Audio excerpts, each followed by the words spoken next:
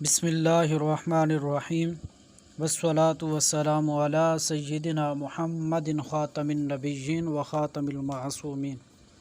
صلی اللہ علیہ وآلہ وسلم۔ عزیز طلباء کرام، السلام علیکم ورحمۃ اللہ وبرکاتہ۔ عزیز طلباء، آج کا ہمارا سبق ولو نزل من الرأس الی ما لان من الانف نقض الوضوء بالاتفاق یہاں سے شروع ہو رہا ہے۔ سبق شروع کرنے سے پہلے آپ سے ایک چھوٹی سی ریکویسٹ کہ اگر آپ ہمارے چینل پر نئے ہیں تو ہمارے چینل کو سبسکرائب کیجئے تاکہ ہر آنے والی ویڈیو کا نوٹیفیکیشن جلد ہی آپ تک پہنچتا رہے۔ تو صاحب ہدایہ فرماتے ہیں ولو نازلہ من الرأس، اگر خون اترا سر سے الی ما، اس حصے کی طرف، ما لانا کہ جو نرم حصہ ہے، من الانف ناک سے، لانا کہتے ہیں نرم حصے کو۔ صاحب ہدایہ فرماتے ہیں کہ اگر سر سے خون اترا ناک کی طرف اور ناک کے نرم حصے تک پہنچ گیا تو نقض الوضوء بالاتفاق، تو بالاتفاق یہ وضو کو توڑ دے گا۔ دلیل کیا ہے؟ کیونکہ لوصولہ الی موضع یلحق حکم التطہیر فیتحقق الخروج، دلیل یہ ہے لوصولہ الی موضع یلحقہ حکم التطہیر فیتحقق الخروج، دلیل یہ ہے کیونکہ اس خون کا پہنچنا ایسی جگہ کی طرف کہ جس کو تطہیر کا حکم شامل ہے، لاحق ہے، فیتحقق الخروج، تو پس خروج جو ہے وہ پایا گیا۔ کیونکہ خون یہ سر سے بہہ کر ایسی جگہ تک پہنچا کہ جس کو تطہیر کا حکم شامل ہے، تو لہٰذا یہاں پہ اب خروج پایا گیا۔ تو خروج، نجاست کے خروج کے پائے جانے کے وقت جو ہے وہ طہارت جو ہے وہ زائل ہو جاتی ہے، لہٰذا تو اس سے بھی وضو ٹوٹ جائے گا۔ کیونکہ اس خون کا پہنچنا ایسی جگہ کی طرف کہ جس کو تطہیر کا حکم شامل ہے، تو پس خروج جو ہے وہ پایا گیا۔ آگے والنوم مضطجعا او متکئا او مستندا الی شیء لو ازیل لسقط،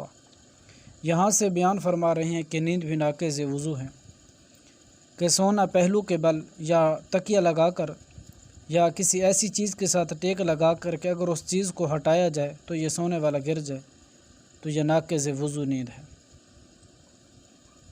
وضو کو توڑنے والی ہے۔ یاد رکھیں، بیداری کی حالت کے اندر انسان کو اپنے پورے بدن پر جو ہے وہ گرفت حاصل ہوتی ہے۔ گرفت ہوتی ہے تو انسان نہیں گرتا، کیونکہ وہ اپنے آپ کو قابو میں رکھے ہوئے ہیں، کنٹرول کے اندر رکھے ہوئے ہیں۔ اور نیند کی حالت میں یہ جو انسان کو گرفت حاصل ہے، یہ گرفت جو ہے وہ ختم ہو جاتی ہے۔ تو جب یہ گرفت ختم ہوتی ہے تو اعضاء ڈھیلے پڑ جاتے ہیں، اعضاء کے ڈھیلے پڑ جانے کی وجہ سے خروج ریح کا احتمال ہوتا ہے۔ تو صاحب ہدایہ فرماتے ہیں والنوم مضطجعا، سونا پہلو کے بل، یہ بھی نیند کو توڑ دے گا۔ ایک شخص سویا پہلو کے بل، یاد رکھیں یہاں پہ صرف پہلو کے بل سونا یہ خاص نہیں ہے، پہلو کے بل سویا یا سیدھا سو گیا، اس کو نیند آ گئی، تو اس نیند کی وجہ سے اس کا وضو جو ہے وہ ٹوٹ جائے گا۔ ومتکئا او متکئا او مستندا الی شیء لو ازیل لسقط، او متکئا، یا تکیہ لگا کر سونا، یہ بھی نیند ناقض وضو ہے، وضو کو توڑنے والی ہے۔ کیونکہ تکیہ لگا کر سونے والا شخص جو ہے وہ اپنے ایک کلہے پر سوتا ہے، تو جب ایک کلہے پر سوتا ہے تو اس کی جو مقعد ہے وہ زمین پہ جمی ہوئی نہیں ہے، ٹکی ہوئی نہیں ہے، تو خروج ریح کا احتمال موجود ہے۔ اس وجہ سے جو ہے وہ تکیہ لگا کر سونے سے وضو جو ہے وہ ٹوٹ جاتا ہے۔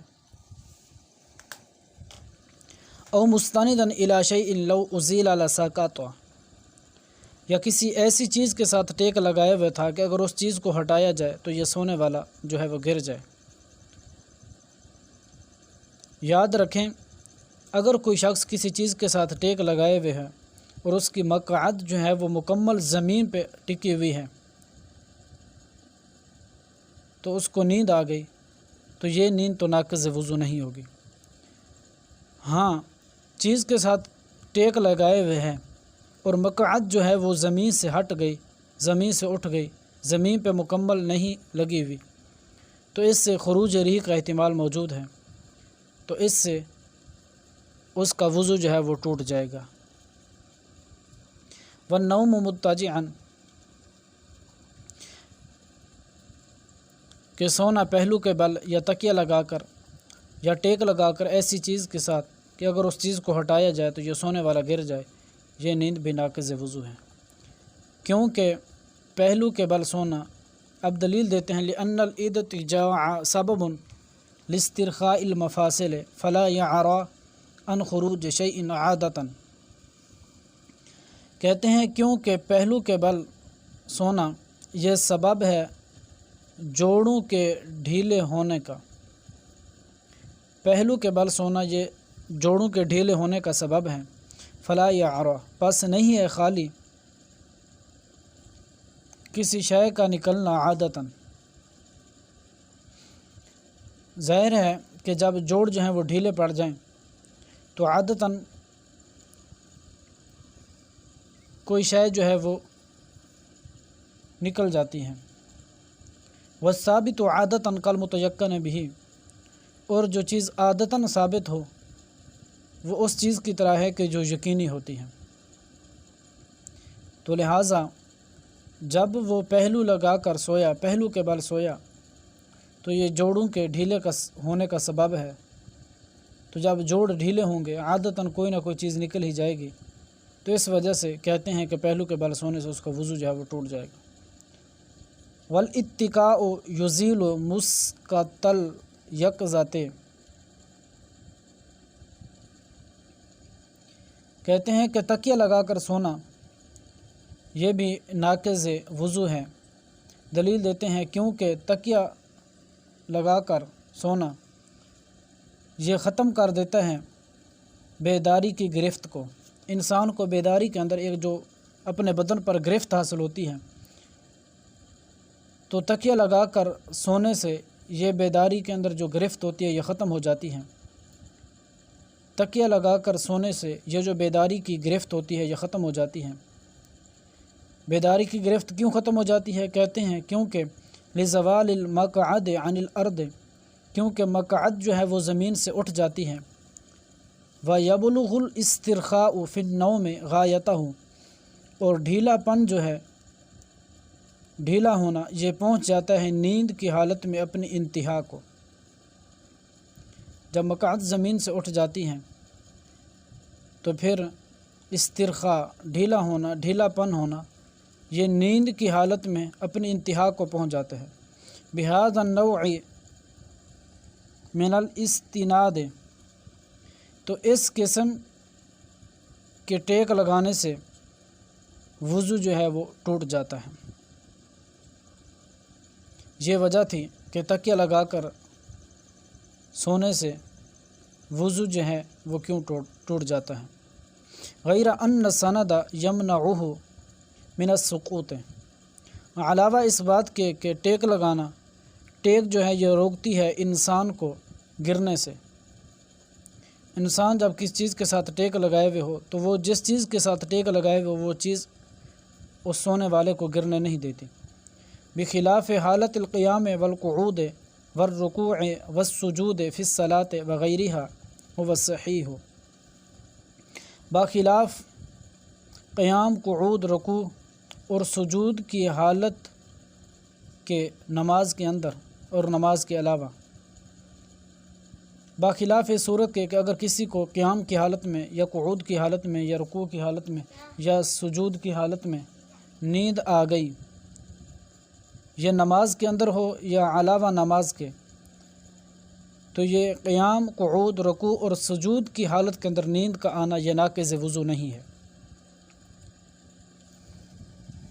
کیونکہ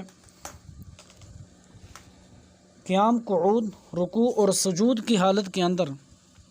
انسان کو نیند کا آنا یہ ناقض وضو اس لیے نہیں ہے کیونکہ انسان کو کچھ نہ کچھ اپنے بدن پر گرفت حاصل ہے، کیونکہ اگر اس کو گرفت حاصل نہ ہوتی تو یہ گر جاتا، جب گرا نہیں ہے تو پتہ چل رہا ہے کہ اس کو گرفت حاصل ہے، جب اس کو گرفت حاصل ہے تو پھر ہوا کے خروج کا احتمال بھی نہیں ہے۔ اس وجہ سے یہ قیام، قعود اور رکوع اور سجود کی حالت کے اندر نیند کا آنا یہ ناقض وضو نہیں ہے۔ یاد رکھیں یہاں پہ سجود کا لفظ آیا، یہ مردوں کے ساتھ خاص ہے کہ اگر مرد کو سجدہ کی حالت کے اندر نیند آ گئی تو یہ ناقض وضو نہیں ہوگا۔ سجدہ بھی وہ جو سنت کے طریقے پر ہو کہ پیٹ جو ہے وہ ران سے جدا ہو اور بازو جو ہیں وہ زمین پہ ٹکے ہوئے نہ ہوں، تو اس صورت کے اندر اگر نیند آئی تو یہ ناقض وضو نہیں ہوگی۔ اور عورت کے لیے ایک الگ بات ہے، کیونکہ عورت اور مرد کے جو نماز کا طریقہ کار ہے وہ الگ ہے۔ عورت سجدہ جو ہے وہ زمین کے ساتھ چمٹ کے کرتی ہے، اگر اس کو سجدہ کی حالت کے اندر نیند آ گئی تو اس کا وضو جو ہے وہ ٹوٹ جائے گا۔ باخلاف قیام، قعود، رکوع، سجود کی حالت کے نماز کے اندر اور نماز کے علاوہ صحیح بھی یہی ہے کہ وضو جو ہے وہ نہیں ٹوٹے گا۔ کیونکہ کچھ گرفت جو ہے وہ باقی ہے، لِأَنَّ بَعْدَ الْإِسْتِمْسَاكِ باقٍ، کیونکہ کچھ گرفت جو ہے وہ ابھی باقی ہیں۔ اِذْ لَوْ زَالَ لَسَقَطَ، کیونکہ اگر کچھ گرفت باقی نہ ہوتی لَسَقَطَ تو یہ سونے والا گر جاتا۔ فَلَمْ يُتِمَّ الْإِسْتِرْخَاءُ، تو پس ڈھیلا ہونا یہ اپنی انتہا کو نہیں پہنچا۔ فَلَمْ يُتِمَّ الْإِسْتِرْخَاءُ، پس یہ ڈھیلا ہونا یہ کامل نہیں ہوا، مکمل نہیں ہوا، اس وجہ سے یہ نیند جو ہے وہ ناقض وضو نہیں ہے جو قیام، قعود، رکوع، سجود کی حالت کے اندر آئی۔ الاصل فیہ قولہ علیہ السلام، یہاں سے صاحب ہدایہ فرماتے ہیں کہ یہ جو ہم نے کہا کہ پہلو کے بل سونا، تکیہ لگانا، ٹیک لگا کر سونے سے وضو جو ہے وہ ٹوٹ جاتا ہے، یہ ہم نے کوئی عقل کے اعتبار سے نہیں کہا، اگرچہ عقل بھی اس چیز کا تقاضا کرتا ہے، لیکن اصل اس کے اندر آپ صلی اللہ علیہ وسلم کا فرمان ہے کہ آپ صلی اللہ علیہ وسلم نے فرمایا لا وضوء علی من نام قائما او قاعدا او راکعا او ساجدا، کہ آپ صلی اللہ علیہ وسلم نے فرمایا نہیں ہے وضو اس شخص پر کہ جو سو جائے قیام کی حالت میں یا قعود کی حالت میں یا رکوع کی حالت میں یا سجدہ کی حالت کے اندر، اس پہ وضو نہیں ہے۔ انما الوضوء علی من نام مضطجعا فانہ اذا نام مضطجعا استرخت مفاصلہ، بلکہ وضو اس شخص پر ہے کہ جو سویا پہلو کے بل، کیونکہ جس وقت وہ سویا پہلو کے بل اس کے مفاصل جو ہیں وہ ڈھیلے پڑ جاتے ہیں، تو اس سے خروج ریح کا احتمال پایا جاتا ہے، اس وجہ سے جو پہلو کے بل سوئے تو اس کا یہ سونا، نیند کا آنا یہ ناقض وضو ہے۔ تو آج کے سبق کا یہیں پہ اختتام کرتے ہیں۔ السلام علیکم ورحمۃ اللہ وبرکاتہ۔